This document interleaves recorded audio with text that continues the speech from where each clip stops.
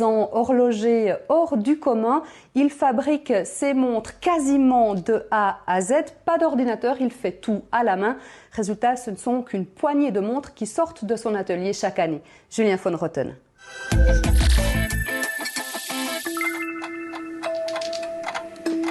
C'est un lieu secret quelque part à Genève, un tout petit atelier comme figé dans une autre époque. Pourtant ici, chaque année, 5 à 6 montres d'exception voient le jour grâce à l'imagination de l'horloger Cédric Yonner. Horloger, oui, mais pas seulement. D'abord joaillier de formation, sa double casquette lui permet aujourd'hui une énorme souplesse dans ses créations. C'est ces deux formations qui me permettent de faire une montre pratiquement à 80%. 80% des composants de la montre, je les fabrique. Donc je fabrique des rouages, je fabrique des ponts, des platines, je fabrique le boîtier, le cadran, les aiguilles, la boucle aussi pour fermer la montre et tout ça. Ça c'est la fabrication du boîtier. Je pars du brut, ça c'est la rondelle par exemple. Et puis ensuite je vais dégager la matière à l'intérieur.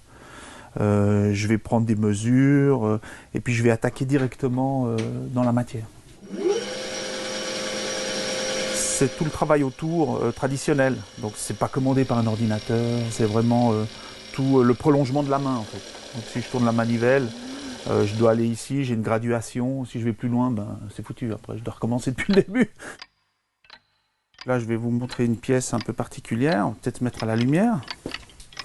C'est quelque chose qui me tenait à cœur un jour, c'était de retrouver une patine particulière pour donner une belle couleur au bronze.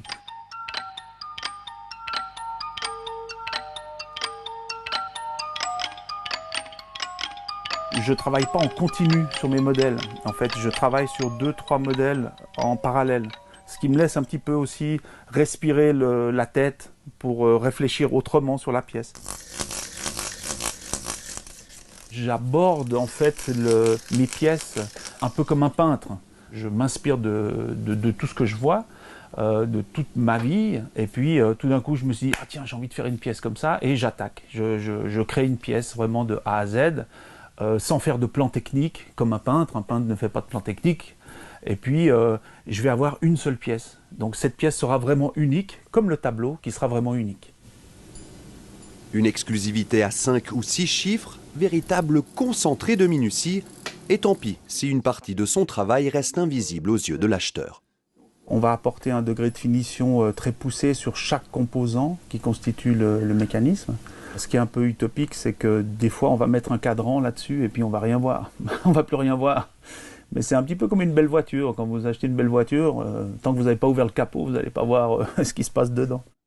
Et dedans justement, ça intrigue toujours les nouvelles générations.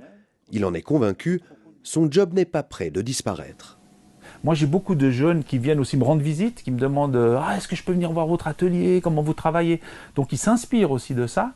Donc, je pense que la relève, elle est là. Et oui, je pense que ça va se perpétuer.